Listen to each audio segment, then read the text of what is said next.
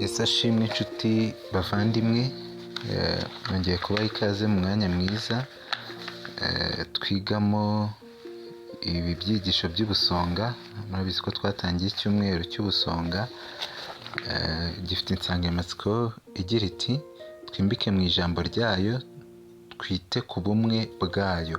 Isomo shingiro ravuga ngo nuko rero abantu bajye badutekereza yuko turi abakozi ba Kristo n'ibisonga byeguriwe ubwiru bw'Imana, kandi ibisonga bishakwaho ko biba abanyamurava. Urwandiko rwa mbere rw'Abakorinto igice cya 4 umurongo wa mbere n'uwa 2. Ejo twarebeye hamwe umunsi wa mbere ufite insanganyamatsiko igira iti umurimo ukomeye w'ubusonga. Twabonye ko turi ibisonga uhereye mu irema.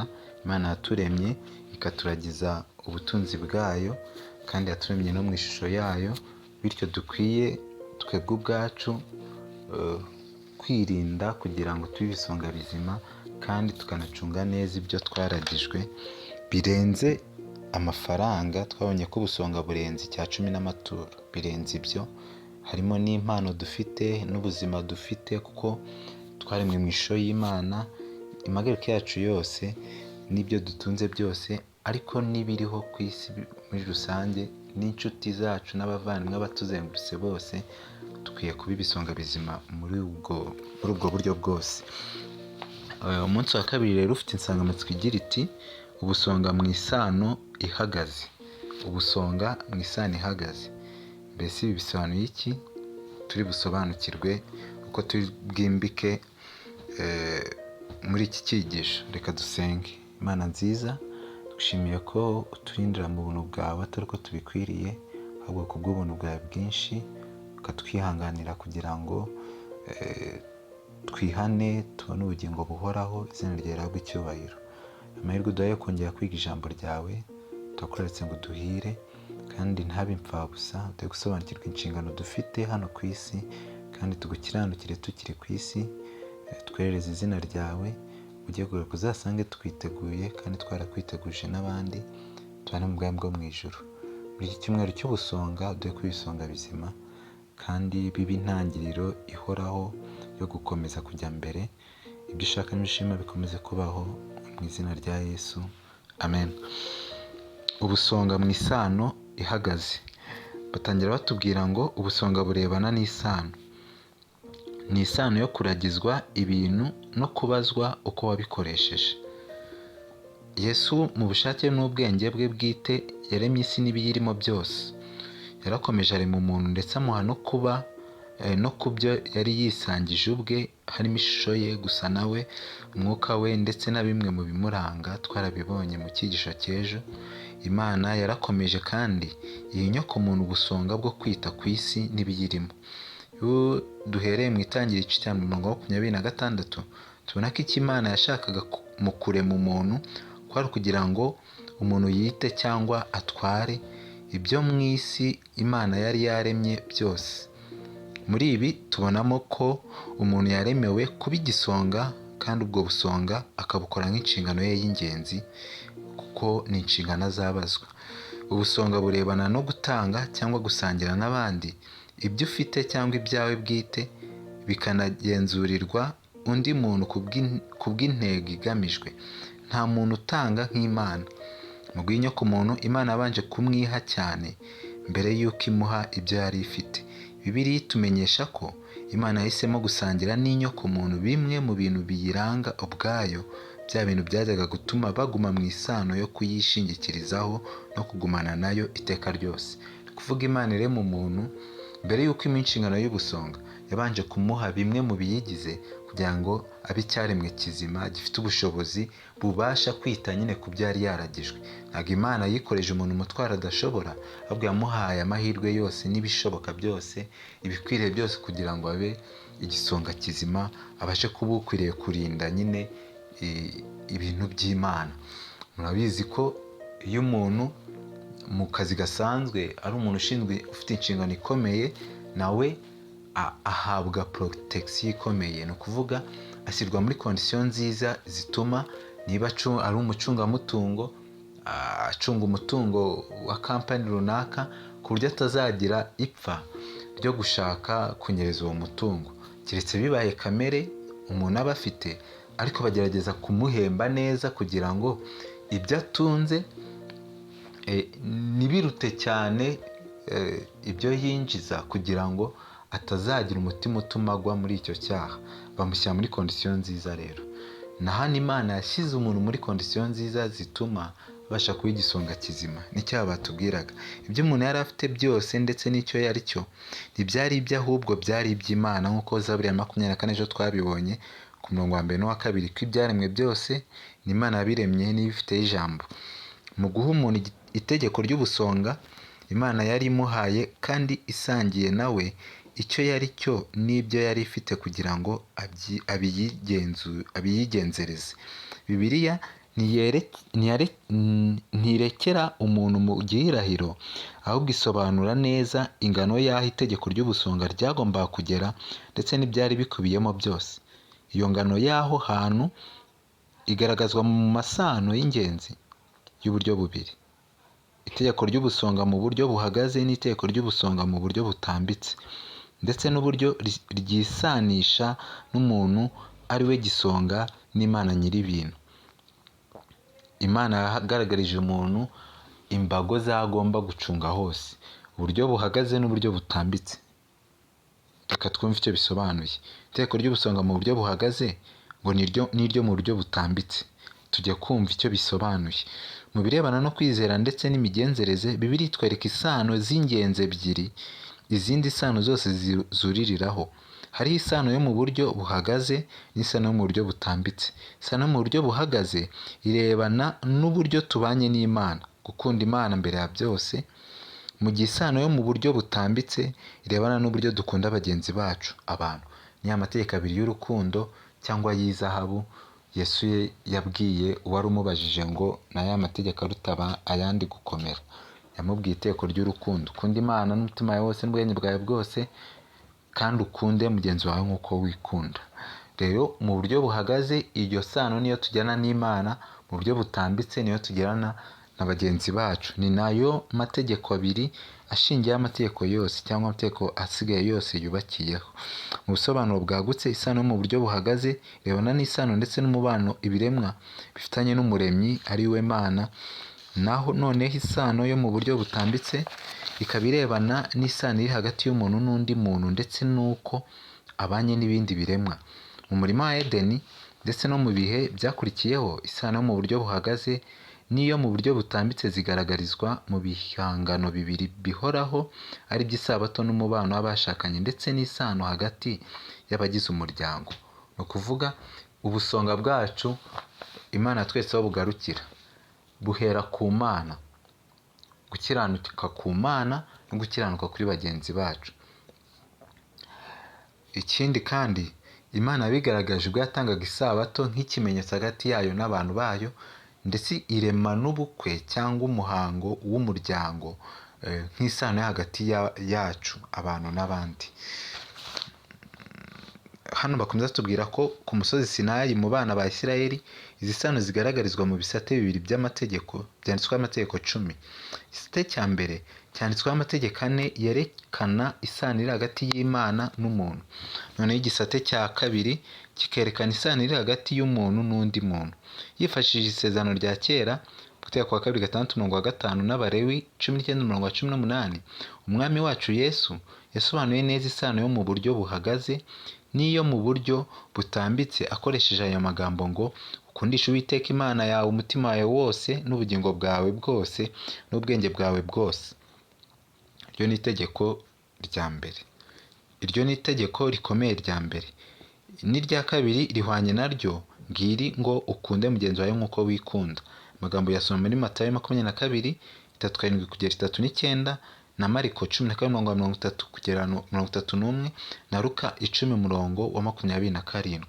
Niho Yesu Kristo yagaragarije isano ihagaze n'isano itambitse, gukunda Imana no gukunda bagenzi bacu. Itegeko ry'ubusonga Imana yahaye umuntu naryo rigaragazwa kandi rigashyirwa mu isano yo mu buryo buhagaze n'isano yo mu buryo butambitse. Ibigize itegeko ry'ubusonga biri mu isano yo mu buryo buhagaze bikubiyemo ibintu bitatu: ishusho y'Imana gusa nayo, umwuka w'Imana wahesheje umuntu guhinduka ubugingo buzima, n'isabato izamura umuntu akareba ku mirimo y'Imana yo kurema. Iyo ni isano mu buryo buhagaze. Imana yahaye umuntu ishusho yayo, twaremwe mu ishusho y'Imana. Imana iha umuntu umwuka w'Imana, imuhumekeramo umwuka kugira ngo ahinduke ubugingo buzima.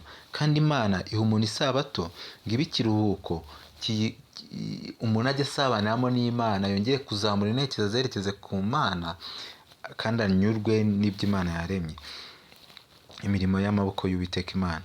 Noneho hari n'isano mu buryo butambitse, hakubiyemo n'ubundi bindi bintu bitatu, harimo umuhango wo gushyingiranwa no kubana kw'abagize umuryango.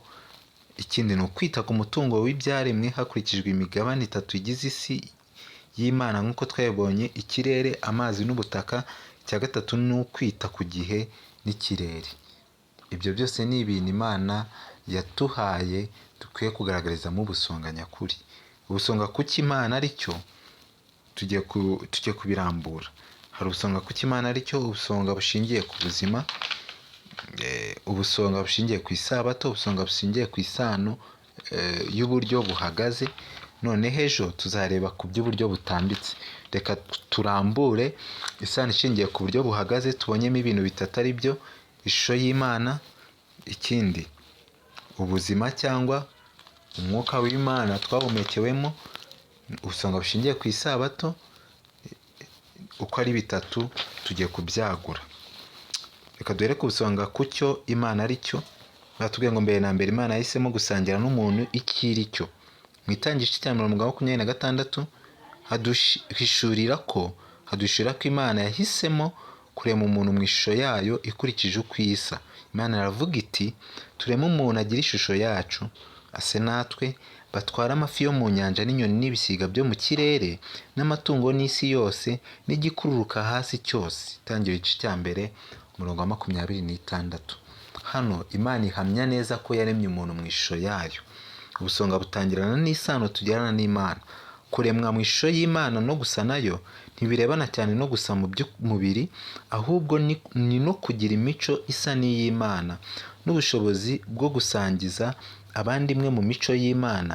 Iby'iyobokamana rirenguriraho nk'imico ishobora guhererekanwa, mbese nk'urukundo, ubwenge, kwera, ubutabera, imbabazi n'indi. Iyi ikaba itandukanye n'imico idashobora guhererekanwa, ya yindi Imana ifite nk'umwihariko wayo. Hari imico Imana yaduhaye ihererekanwa: ubwenge, urukundo, kwera, ubutabera, imbabazi n'ibindi. Ariko hari n'imico y'Imana idahererekanwa, Imana yihariye ubwayo. Imana niyo irema yonyine, nta wundi muntu urema. Imana niyo ifite ijambo rya nyuma ku byaremwe byose.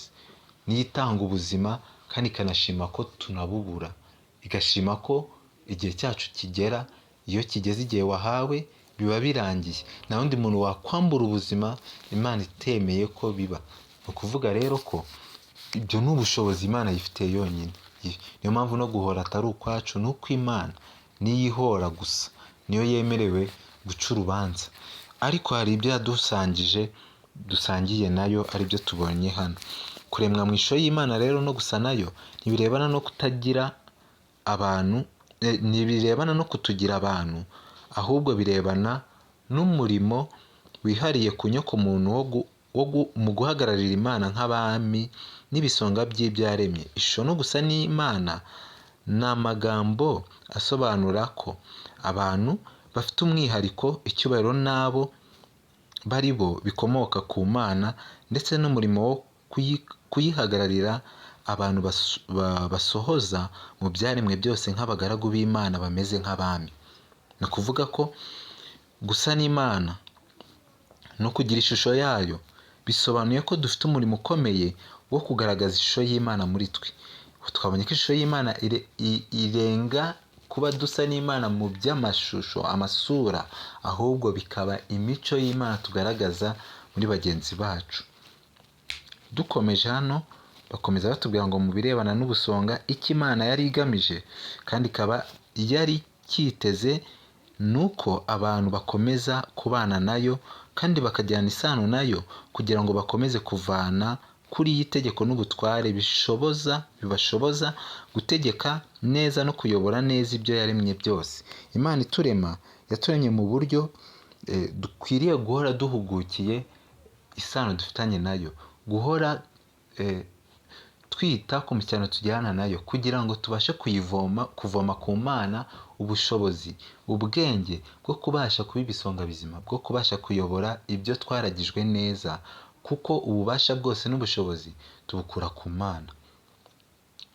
Mu gihe rero twirengagije kubana n'Imana, twirengagiza umwanya wo kugirana isano nayo, wo gusabana nayo binyuze mu ijambo ryayo, mu kwiga ijambo ryayo no gusenga, tuba dutakaza amahirwe yo kuba ibisonga bizima. Nta gisonga kizima kitajyana umushyikirano n'Imana, kuko Imana niyo iduha imbaraga, niyo idushoboza kuba ibisonga bizima, kuba indahemuka. Rero twaremwe mu buryo dukeneye Imana, dukeneye gukomeza kubana n'Imana, dukeneye gukomeza kuvoma ku Mana ubwenge bwo gutuma tuba ibisonga bizima. Dukeneye gukomeza icyo turi cyo n'isano dufitanye n'Imana ntibihinduke kandi bikaguma ku murongo. Mu kudusangiza ishusho yayo n'uko isa ndetse n'umwuka wayo, Imana yari iri kwisanisha natwe. Yaduhaye imwe mu mico yayo, ubutware bwayo, ndetse iridushyiriraho n'izina ryayo. Imana yakunze umuntu cyane ku buryo yiyaguriye muri we. Ni ukuvuga Imana yakunze umuntu yiyagurira muri we, nyine imwiremamo. Ni ukuvuga yaremye umuntu imuha ikintu cyose ngo yenze kumugira nkayo ubwayo. Ni ukuvuga umuntu afite ibyangombwa byose byatuma akiranukira Imana, ahagarara Imana mu isi, nk'uko Yesu yabaye mu isi agahagararira Imana neza. Igihe natwe twemeye kuyoborwa n'imbaraga y'Umwuka Wera, tukakira Kristo mu bugingo bwacu, tubasha kuba abahagarariye Imana ku isi nk'uko ibishima kandi ibyifuza, kuko itwiyaguriramo. Bakomeza no batubwira ngo Imana yitangaho umugabane irawuduha, kurema umuntu mu ishusho yayo, gusa nayo no kuduha ku mwuka wayo.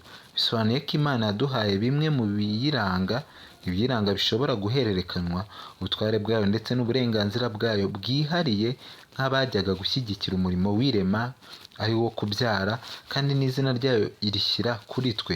Twari ahantu hamwe, twahindutse abafitanye isano kandi bafitanye ubumwe.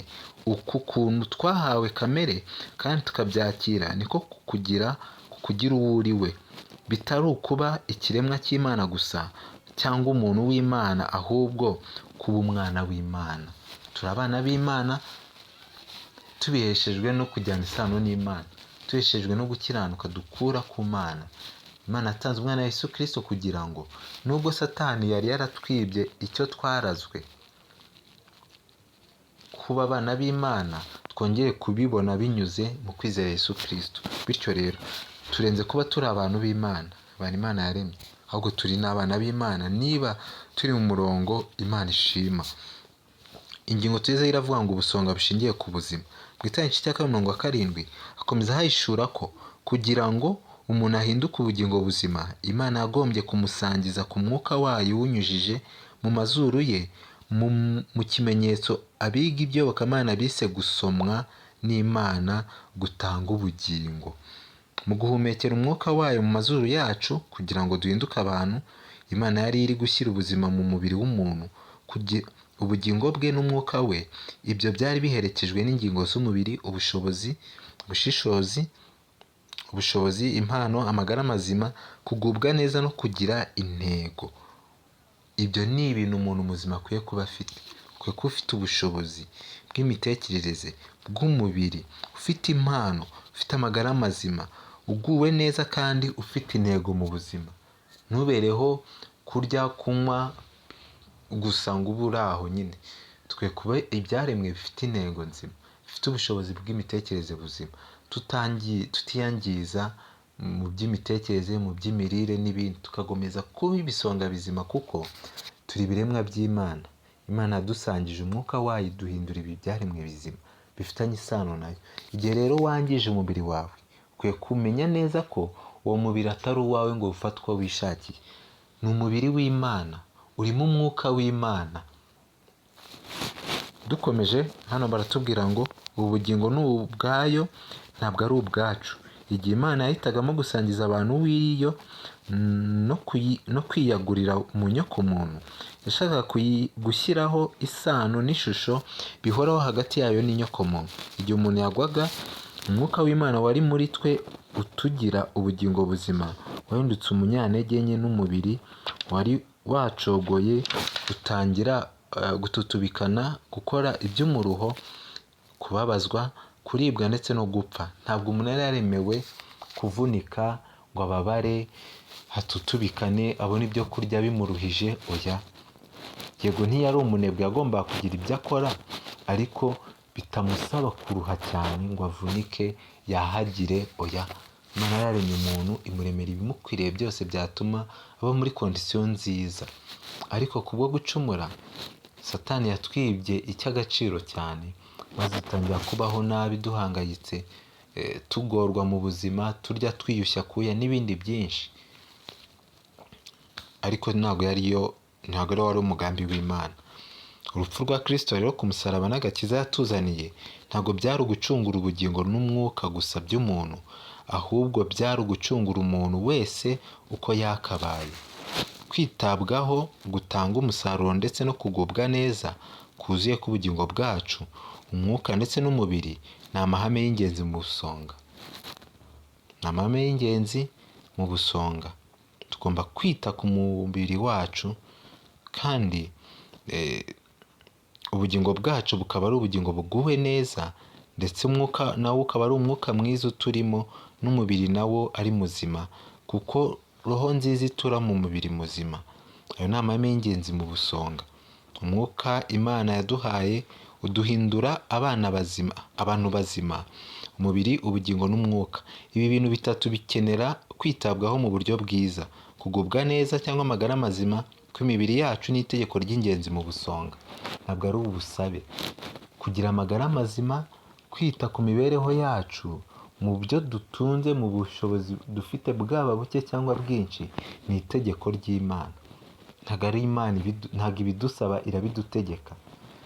Ni icyaha kwiyangiza, ni icyaha kwifata uko umuntu yiboneye, akangiza ubuzima bwe abibona, kuko itegeko ry'Imana ni uko dukwiye kuba ibisonga bizima no ku buzima dufite ku mibiri yacu.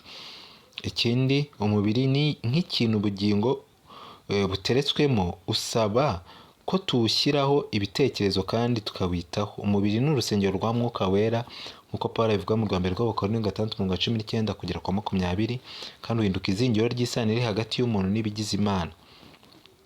Ubusonga ni ukwita ku mibiri yacu n'ubugingo bwacu, maze bikagubwa neza.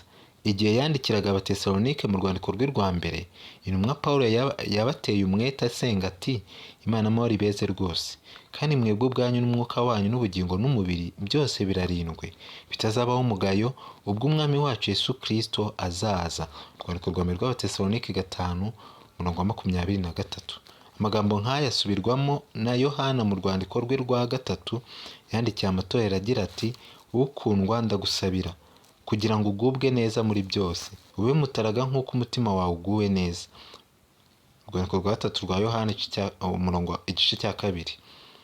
Ellen White nawe igihe yandikaga ku burere bwifuzwa umuntu akwiriye kugira, yarashimangiye ati, uburezi nyakuri busobanuye ibirenze gukurikira amasomo runaka mu ishuri. Uburezi nyakuri busobanuye ibirenze gukurikira amasomo runaka mu ishuri, burenze imyiteguro y'ubuzima bw'iki gihe turimo.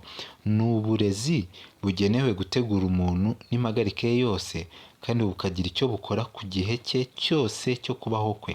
Ni iterambere mu bwuzuzanye n'imbaraga z'umubiri, iz'ubwenge n'iz'umwuka. Uburezi, paje 13. Tubona neza ko rero ni inshingano dufite ikomeye kwita ku mibiri yacu, tukita ku mibereho yacu y'ibyamwuka, kandi tukita ku bwenge bwacu, tukaba turi abantu bazima bakwiriye kuba abana b'Imana koko.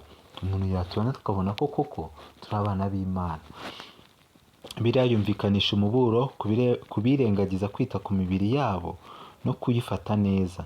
Nimuzi yuko muri urusengero rw'Imana, kandi ko umwuka w'Imana aba muri mwe. Umuntu utsemba urusengero rw'Imana, Imana izamutsemba, kuko kuko urusengero rw'Imana ari urwera kandi urwo rusengero ni imwe. Urwandiko rwa mbere rw'Abakorinto 3:16 kugera kwa 17. Bityo rero Imana niyo iduha ubugingo, amagara mazima no kugubwa neza muri iki gihe ndetse no mu bugingo buzahoraho iteka. Ubuzima ni impano y'igiciro cyinshi dukeneye kwitaho cyane. Ubuzima nicyo cyita rusange dufatiraho kugira ngo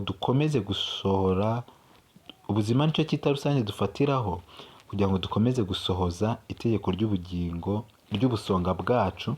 Igihe ntabwo dufite, ibintu byose biba bigeze ku iherezo ryabyo.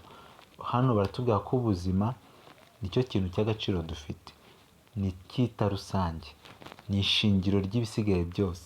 Iyo ufite ubuzima buzima ubasha gusohoza inshingano nk'umuntu neza, ndetse ugasohoza inshingano Imana igusaba neza. Mu bya mwuka uba uri muzima nyine, no mu by'imibereho ubasha gukora ukiteza imbere kandi ukubaha n'Imana, ugakora umurimo w'Imana, byose bigakunda kuko uri muzima. Ubuzima rero igihe butitaweho uba wangije ibisigaye byose. Ntabwo wari igisonga nyakuri ufata ubuzima bwawe nabi. Bakomeza hano batubwira ngo ni twebwe Imana iha inshingano yo kuba ibisonga bikiranuka ku buzima bwacu kugira ngo umubiri wacu, ubugingo n'umwuka wacu bibe biguwe neza. Tugeze ku busonga bushingiye ku isabato. Imana ntiyasoreje aho, ahubwo yakomeje guhundagaza ku muntu impano ubwo yamumereraga isabato. Imana ntiyasoreje aho, ahubwo yakomeje guhundagaza ku muntu impano ubwo yamuremeraga isabato, maze ikayimuha nk'impano ngo ayikomeze, nk'uko Itangiriro 1 kujya kwa 3 babivuga, no kuva 20:8 kugera kwa 11, na Mariko 27. Isabato yatangiye ari nk'ikiruhuko bwite cy'Imana nyuma y'uko irangije kurema ijuru n'isi. Guha umuntu ikiruhuko cy'isabato byari bigamije gutanga urugero ruvuye ku Mana no gushyiraho igihe cyera n'ahantu hera umuntu azajya ahurira n'Imana, umuremyi w'ijuru n'isi, kandi ikaba na nyiri ibiremwa byuzuyemo bagasabana. Ni ukuvuga Imana yahaye umuntu isabato kugira ngo ube umwanya ukwiriye wo kongera gusabana n'Imana, wo gukura intekerezo ku bindi bintu zigahangwa ku ijuru, zigahangwa ku mwami nyir'ibihe byose, tukongera kumva icyo Imana itubwira, tukareba aho tutagenda neza tukihana, tukongera kugirana ubwo bumwe n'Imana bushyitse. Reka dusoreze ku kagingo kavuga ubusonga mu isano y'uburyo buhagaze. Ni incamake y'iki cyigisho n'ubundi cyavugaga ubusonga ku isano y'ubumwe buhagaze. Ibi bintu byose bigize ubusonga tubonye aho abanza harimo ishusho y'Imana no gusa nayo, n'umwuka n'isabato ni iby'Imana. Nyamara yahisemo kubisangira n'umuntu nk'impano ziva ku Mana kugira ngo umuntu azikomeze nk'indagizo mu isano ihoraho yo mu buryo buhagaze iri hagati y'umuntu ari we gisonga na nyir'impano ari we muremyi. Ubusonga bukiranuka kuri ibi bintu bwerekeza ku isano ikomeye kandi ihoraho iri hagati y'Imana n'umuntu ku buryo n'igihe icyaha cyageragezaga kwangiza iyi sano, Imana itigeze ishobora kwemera ko ivaho, ahubwo yatanze ijuru ryose kugira ngo impongano iboneke binyuze mu gitambo cya Yesu Kristo. Imana iradukunda. Ubusonga mu buryo buhagaze n'ibyo Imana yari ifite bwite irabiduha. Ishusho yayo, umwuka wayo, ubuzima bwayo ari bwo bugingo gusa nayo n'isabato. Ibyo ibiduha yabiduhaye kugira ngo tubashe kuba ibisonga bizima. Satani aje rero yarabyangije, ariko Imana itanga Yesu Kristo kugira ngo yongeye kutubera igitambo kizima. Umwizera amurememo ishusho nshya, yongeye kuba umwana w'Imana nyakuri, yongeye kugarurirwa ibi bintu byose mu buryo bwuzuye, abe icyaremwe gishya. Bityo rero Imana iradukunda kandi ntacyo yatwimye kugira ngo tube ibisonga bizima. Icyo dusabwa ni ukudaca umucyano dufitanye nayo, ahubwo tukongera isano dufitanye nayo yo gushyikirana nayo binyuze mu ijambo ryayo, binyuze mu byaremwe, dukomeza kujyana isano n'Imana umuremyi wacu, akaba n'umucunguzi wacu. Ndasoje, reka umunsi wa kabiri tuwuhinire aha, ahubwo ejo tuzakomeze n'umunsi wa gatatu tureba noneho ubusonga mu isano y'uburyo butambitse. Ariyo sano twabonye tujyana na bagenzi bacu. Imana amahoro ikomeze kubana namwe, kandi wowe ubyize ubisangize bagenzi bawe, dukomeze gufatanya muri iki cyumweru cy'ubusonga, muri ibi byigisho byiza twateguriwe, kugira ngo birusheho kongera kudusobanurira inshingano nyamukuru yacu nk'ibisonga bya Kristo. Ubwo Kristo agiye kugaruka azasange tumukiranukira, tubane mu bwami bwo mu ijuru. Ibyo mbasabira nanjye nisabira mu izina rya Yesu.